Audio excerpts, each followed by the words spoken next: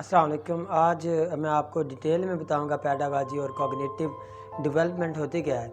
ये 1964 की बात है, जब अमेरिका में एक उस्ताद जिनका नाम था जॉन हाल्ट एक किताब लिखी जिसका नाम था हाउ चिल्ड्रन फेल, जिसका जदीद एडिशन सन 1982 में शाया हुआ, जिसकी मिलियन में कापियाँ सेल हुई।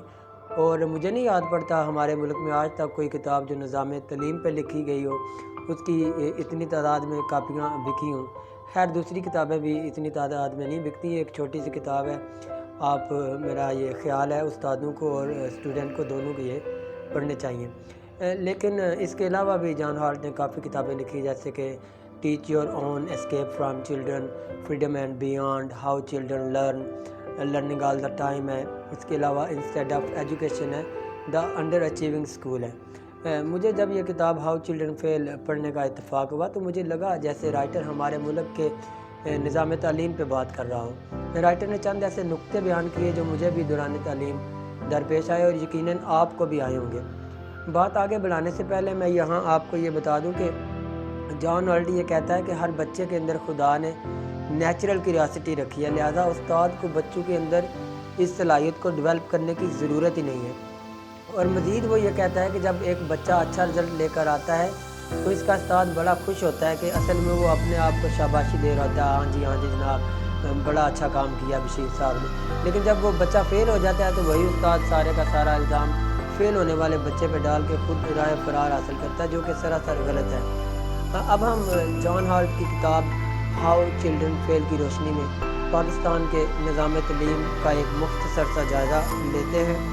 और जॉन हाल्ट ये कहता है कि बच्चों को फ़ेल होने की 3 जो बुनियादी वजूहत हैं, अगर हम इन वजूहत को दूर कर सकें तो सिर्फ रिज़ल्ट अच्छा आएगा, बल्कि बच्चे इनोवेटिव और क्रिटिकल सोच लेकर यूनिवर्सिटीज़ में जाएंगे। वो 3 बुनियादी वजूहत क्या हैं?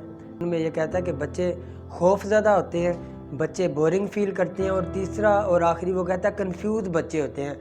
आपने देखा होगा क्लासरूम में कुछ बच्चे डरे डरे से, सहमे सहमे से होते हैं, और ऐसे बच्चों का डर अगर दूर हो जाए तो वो भी क्लास में अच्छी परफॉर्मेंस का मुज़ाहरा कर सकते हैं। और दूसरी तरफ कुछ ऐसे बच्चे भी पाए जाते हैं जो उस्ताज़ा पे अपनी धाक बिठाना चाहते हैं ताकि उनको ज़्यादा छुट्टियां मिल सकें और मौज मस्ती करें और उनको काम ना करना पड़े, और इस तरह से स्टूडेंट और उस्ताज़ा के दरमियान एक पावर गेम शुरू हो जाती है, जिस तरह जो है आपने देखा होगा यूनिवर्सिटीज़ में और कॉलेजेस वगैरह में। तो वो आके कहते हैं उस्तादों को कि आप थके थके से लग रहे हैं, आपका आज मूड ठीक नहीं है। ये असल में ये जो सारी पावर गेम शुरू होती है, ये टैक्टिक्स होते हैं स्टूडेंट के, जिस वजह से तालीम का असल मकसद फ़ौत हो जाता है। दूसरी जो बड़ी वजह है तालिब इल्मों का बोर होना है। कुछ बच्चे क्लास में बैठे हुए बोर होते रहते हैं। इसकी वजह यह है कि उनको बायो केमिस्ट्री या और कोई सब्जेक्ट पसंद हो सकता है। उन बच्चों को इस सब्जेक्ट में दिलचस्पी ही ना हो सकता है वो म्यूज़िक पढ़ना चाहते हो, खिलाड़ी बनना चाहते हैं, या फिर और किसी और सब्जेक्ट में दिलचस्पी हो।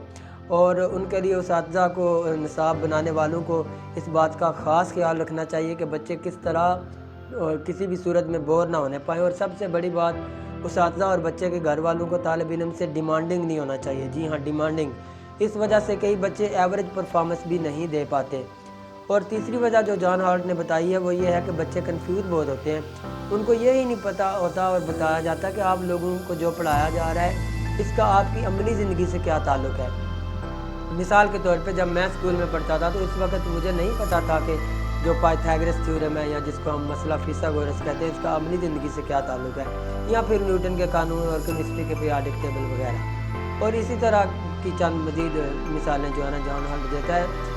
उसके मुताबिक इस तरह पढ़ाना चाहिए कि बच्चे कंफ्यूज ना हों, और बच्चों को उनकी रोज़मर्रा ज़िंदगी से मिसालें दे के समझाना चाहिए ताकि बच्चे बोर भी ना हों। और सबसे आखिर में जो निज़ाम तालीम हमारे यहाँ राइज है उसमें ख़ास तौर पर आजकल ज़्यादातर मारूज़ी का हिस्सा आ गया है, जिस वजह से बच्चों में जंपिंग एटीट्यूड आ गया है। बच्चे डायरेक्ट तुक्का लगाते हैं और सर कहते हैं कि सर फ़लाँ सवाल का जवाब 10 है, सर इसका 45 है, सर इसका 91 है, इसमें कोई एक तो ठीक होगा। जिस वजह से बच्चे प्रोसेस में से गुजरे बगैर सीधा रिज़ल्ट पे जंप करते हैं और असल ज़िंदगी में मसले टिपिकल नहीं होते।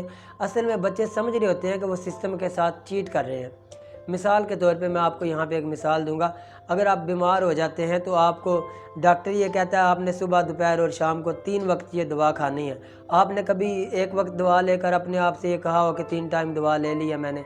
या फिर आपको अगर क्रिकेट, फुटबॉल या जिम जाने का शौक़ हो तो कभी आपने 20 रन लगाकर अपने आप से ये कहा हो कि ہاں جی، آج کاشف نے 50 ٹن لگا لی ہیں۔ یقیناً ایسا نہیں جو ہے نا آپ نے کیا، تو اس کا مطلب یہ ہے آپ پڑھائی میں چیٹ کرتے ہیں تو اصل میں آپ اپنے آپ سے چیٹ کر رہے ہوتے ہیں، نہ کہ سسٹم سے۔ یہاں ایک اور مثال میں دینا پسند کروں گا۔ اگر آپ نے کبھی یورپ اور امریکہ وغیرہ کے تعلیمی نظام کا مطالعہ کیا ہو، وہاں جانے کا آپ کو اتفاق ہوا، تو آپ کو یہ جان کر حیرانی ہوگی جب وہاں پہ ایگزام ہوتے ہیں تو اوپر کوئی بھی ایگزامینر کھڑا ہوا نہیں ہوتا۔ میرا خود روس جانے کا اتفاق ہوا۔ جو ہے نا میں نے دیکھا، فلاسفی کی ایک کلاس کا میں نے وزٹ کیا۔ اس وقت وہاں پہ ایگزام چل رہے تھے اور کوئی بھی استاد بچوں کے اوپر نگرانی نہیں کر رہا تھا اور وہ بچے نقل بھی نہیں اتار رہے تھے۔ اب میں ٹھہرا پاکستانی، مجھے یہ سب دیکھ کر بڑا برا لگا کہ کتنے یار بیوقوف بچے آ گئے نا، کہ مطلب ان کو موقع بھی اور یہ نقل بھی نہیں اتار رہے۔ بالآخر تنگ آ کر میں نے ایک اسٹوڈنٹ سے پوچھ لیا کہ بھائی صاحب، آپ موقع ہونے کے باوجود نقل کیوں نہیں اتار رہے؟ تو اس نے مجھے پتہ کیا جواب دیا؟ اس نے کہا کہ I want to check whether I am good in this subject or not. That is why I am not taking any help from my fellows. میں بات پہ واپس آتا ہوں کہ کچھ قصور ہمارے سسٹم کا بھی ہے اور ڈسپلن کا بھی ہے۔ ہم صرف رزلٹ چاہیے، ہمیں صرف رزلٹ چاہیے، تھرو پروسیس رزلٹ نہیں چاہیے، جس وجہ سے سارا زور ہمارا رزلٹ پر ہے، پروسیس پر نہیں۔ آپ نے اکثر پاکستانی دیواروں پہ اشتہار دیکھے ہوں گے کہ اس سال میٹرک میں ہمارے اسکول میں اتنے پرسنٹ بچوں نے اے گریڈ لیا اور اتنے نے بی گریڈ لیا وغیرہ وغیرہ۔ سی گریڈ کے تو بچے آپ کو نظر نہیں آتے ہوں گے، پھر بھی کوئی نیوٹن اور اس طرح کی کوئی انوویٹو تھنکنگ لے کے یونیورسٹی میں نہیں ہم جاتے اور دنیا میں ہم پٹ رہے ہیں۔ بلکہ آپ کرونا کی ہی مثال لے لیں، پچھلے 6 مہینے سے کرونا چل رہا ہے، کاروباری حضرات احتجاج کر رہے ہیں، وہ کہتے ہیں کہ ہمارا کاروبار کھول دیں وغیرہ وغیرہ، لیکن جو سرکاری اسکول کے جو ٹیچر ہیں انہوں نے ایک دن بھی کوئی ہڑتال نہیں کی کہ بچوں کا نقصان ہو رہا ہے یا آپ کو اسکول کھول دینا چاہیے۔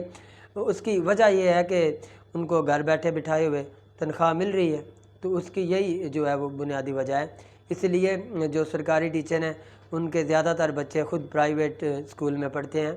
تو اگر ساری باتوں کو ہم دور کر سکیں، جو جان ہالٹ نے یہ 3 وجوہات جو بتائی ہیں، تو میرا یہ خیال ہے کہ یقیناً ہم جو ہے وہ ایک اچھا سماج، ایک اچھا معاشرہ اور ایک اچھی جو ہے وہ اسٹوڈنٹ کی کھیپ ہم پیدا کر سکیں گے، جو نہ صرف انوویٹو ہوں گے بلکہ کریٹیو بھی ہوں گے۔